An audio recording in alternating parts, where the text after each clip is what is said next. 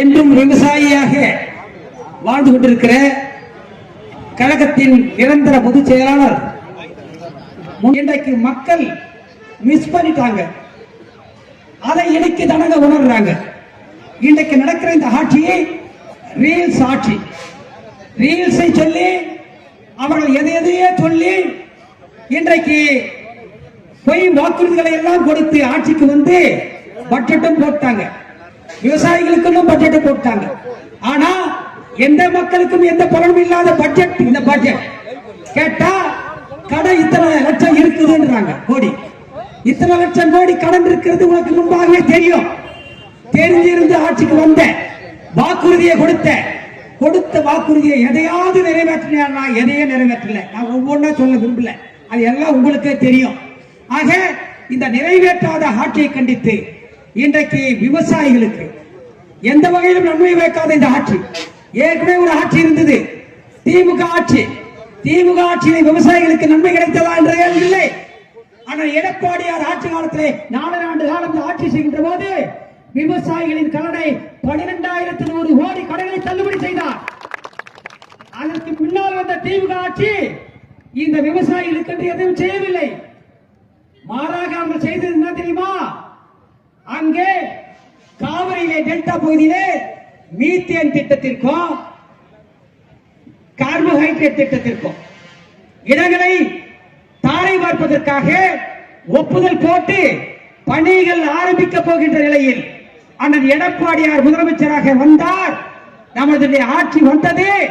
அதற்கு பின்னாலே அவற்றை எல்லாம் தடுக்கின்ற வகையிலே ஒரு சட்டத்தை கொண்டு வந்து டெல்டா மாவட்டங்களை பாதுகாக்கின்ற சட்டத்தை கொண்டு வந்து அந்த திட்டங்களை, எரிவாயு திட்டங்களை எல்லாம் அப்புறப்படுத்தி இன்றைக்கு விவசாயிகளை வாழ வைத்திருக்கிறார் அண்ணன் எடப்பாடியார் தான். ஆக இந்த தகுதி யாருக்கு இருக்கிறது என்று சொன்னால் அண்ணா திமுகவிற்கு, புரட்சி தலைவி அம்மாவிற்கு. 1993 புரட்சி தலைவி அம்மா அவர்கள் கிட்டத்தட்ட மெரினா பீச்சிலே 80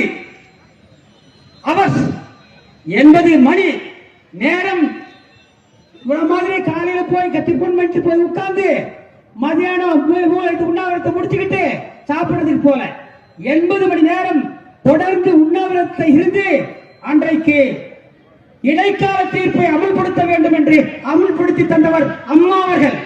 அதற்கு பின்னாலே அதை சுப்ரீம் கோர்ட்டிலே அமல்படுத்தவில்லை என்று சொன்னதற்காக சுப்ரீம் கோர்ட்டிலே வழக்கை தொடர்ந்து அங்கே மத்திய அரசாங்க கெசட்டிலே பதிவு செய்ய வைத்தவரும் புரட்சி தலைவி அம்மா அவர்கள். ஒன்றை சிந்திக்க வருகிறோம். 1998 நாம் மத்தியிலே அரசாங்கத்திலே பங்கு வகிக்கிறோம். வாஜ்பாயை பிரதமராக்குகிறோம். அங்கே அரசாங்கத்திலே அம்மா பங்கெடுக்கிற போது என்ன சொன்னாங்க தெரியுமா? எனக்கு இந்த காவிரி நதிநீர் பிரச்சனை தீர்த்து தர வேண்டும். அதை தீர்த்து எங்க விவசாயிகளுக்கு, மக்களுக்கு தண்ணீரை கொடுக்க வேண்டும். அப்படி கொடுப்பதாக இருந்தால் உங்களுக்கு ஆதரவு கொடுக்கிறேன் என்று ஆதரவு கொடுத்தார்கள். ஆனால் ஓராண்டு காலம் பார்த்தார், ஆதரவு தரவில்லை. மத்திய அரசாங்கத்தையே கவிழ்த்து விட்டு தன்னுடைய பதவி சுகம் எனக்கு தேவையில்லை, மத்தியில் எங்களுக்கு அமைச்சர் தேவையில்லை என்று மத்திய அரசாங்கத்தையே இந்த காவிரி நீர் பிரச்சனைக்காக தவிர்த்தவர் புரட்சி தலைவி அம்மா அவர்கள். எவ்வளவு பெரிய தைரியம்! அதற்கு பின்னாலேதான் திமுக போய் ஒட்டிக்கொண்டு அவர்களோடு உறவாகி கொண்டிருக்கிறது. அவர்கள் மதவாதம் என்று இன்றைக்கு பேசிக் கொண்டிருக்கிறார்கள். அதே போன்றுதான் இன்றைக்கு இந்த டிவிகே அரசு. யார் எம்எல்ஏன்னு தெரியாதுங்க, யாருக்கும் தெரியாமே ஜனங்க ஓட்டு போட்டுட்டாங்க. என்ன தெரியுமா? ரீல்ஸ் மோகம், அங்கே நடிகர் மோகம், இதற்றை வைத்து ஓட்டை போட்டுவிட்டு இன்றைக்கு எதையும் செய்யவில்லையே என்று வருத்தப்பட்டுக் கொண்டிருக்கிறார்கள். அதில் ஒன்றுதான் விவசாயிகளுக்கு இவர்கள் என்ன செய்திருக்கிறார்கள். நான் கேட்கின்றேன், ஆட்சிக்கு வருவதற்கு முன்பாக நீ தேர்தல் வாக்குறுதிகளை என்ன கொடுத்தாய்? அனைத்து விவசாயிகள் வாங்கிய கடன்களையும் தள்ளுபடி செய்வேன் என்று சொன்னாய். தள்ளுபடி செய்திருக்கிறாயா? செய்யவில்லை. வேளாண் பட்ஜெட்டையும் போட்டுவிட்டாய்.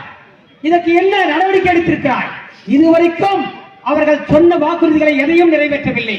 ஆகவே இந்த அரசாங்கத்தை கண்டிக்கின்ற வகையில், இந்த அரசாங்கத்தை வீட்டுக்கு அனுப்புகின்ற வகையில் இங்கே கூடியிருக்கின்ற கூட்டத்தை பார்க்கின்ற போது அண்ணன் எடப்பாடியார் தலைமையை அன்றைக்கு தஞ்சாவூரிலே மிகப்பெரிய ஆர்ப்பாட்டம் நடைபெற்றுக் கொண்டிருக்கிறது. அதே போன்றுதான் தமிழ்நாட்டில் இருக்கிற அனைத்து பகுதிகளிலும் நடைபெற்றுக் கொண்டிருக்கிறது. இன்றைக்கு மேகதாடு அணையை கட்டுவதை பற்றி அக்கா பேசுவார். இவற்றை எல்லாம் கட்டக்கூடாது என்பதற்காக தடுத்து நிறுத்த வேண்டும் என்பதற்காகத்தான் இந்த ஆர்ப்பாட்டம். ஆக விவசாயிகளின் நலனுக்காக நடக்கின்ற அந்த ஆர்ப்பாட்டத்தில் பங்கெடுத்திருக்கிற